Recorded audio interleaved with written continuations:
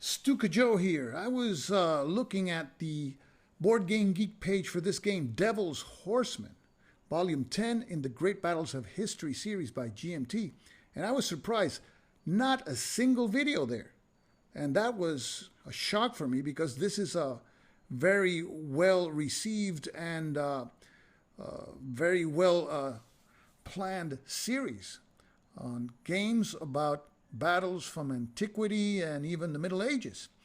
So I said, well, right now I'm in the middle of playing another game. The least I can do for this game is another infamous unboxing video. So let's go on with it.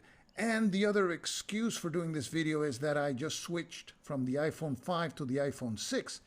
And I'm actually filming this video at 60 frames per second. And apparently, YouTube now accepts videos with 60 frames per second. But for me, I'll believe it when I see it. So let's see if this really makes a difference here. So let's take the box lid off. And here's the rules booklet. And this game, of course, you can play it with its original rules or the rules for simple great battles of history. The rules for this game go up to page 23. And there's a lot of cavalry rules here. Most units are cavalry. So there's 4 battles here.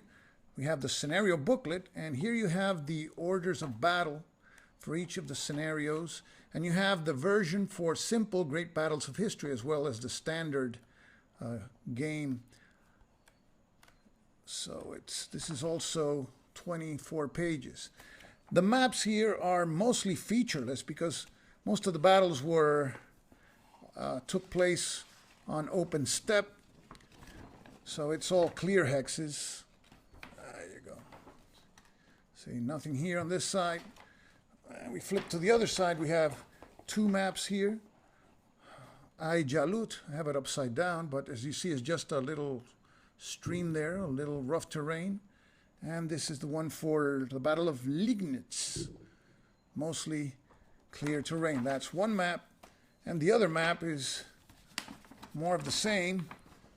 The Indus map is clear terrain with a little river on the edges there. And then we have Kalka River. So another stream there. And everything is mostly clear terrain. We have 2 double-sided, double-face combat tables.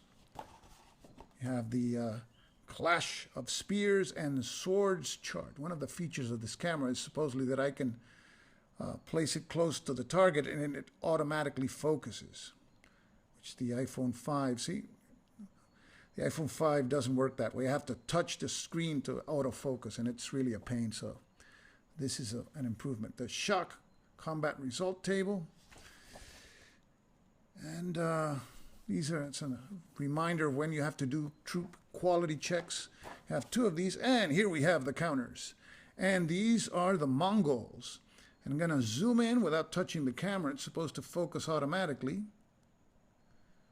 Yep, and it looks nice. You have there the Tumen number 3. And a Tumen is the equivalent of a division, 10,000 Mongols. Tumen number 2. And you can see they're color-coded. That's really nice. And on the back side, we have them unmounted. And unmounted, I think, yeah. Well, they have like light infantry. 2 7 is this? Let me see. Yeah, they can fight unmounted, I guess. A lot of Mongols there. And then here you have the unfortunate souls who happen to be in the way of the Mongol horde. Polovsky, the Galicians. I don't know even who these guys are. The guys from Kursk and Kiev. So these are like Russians. These are the Khwarasmians. I have pretty good cavalry there. And more people from Kiev. And then here you have the Teutonic Knights. Not a lot of them. And here you have the Templar. Knights. So let me close in again. See, yeah. I think it's focusing. Yeah, you have some markers. Missile low. More Khwarezmians. And here you have the Mamelukes, and I think there's a module. Yes, there's a module with more battles of the Mamelukes, which is mostly cavalry. And here you have the usual cohesion hit markers. Okay, the tray doesn't come with the game. 10-sided die. So this is an unboxing of Devil's Horsemen. I'm interested in jumping into the great battles of history. I'm aware that the simple version represents less counter clutter, which is, I suppose, makes it more video friendly. But for now, this is the unboxing of Devil's Horsemen. Let me know if you really can distinguish this video at 60 frames per second, if it makes any difference. So this is Stuka Joe signing off. Take care.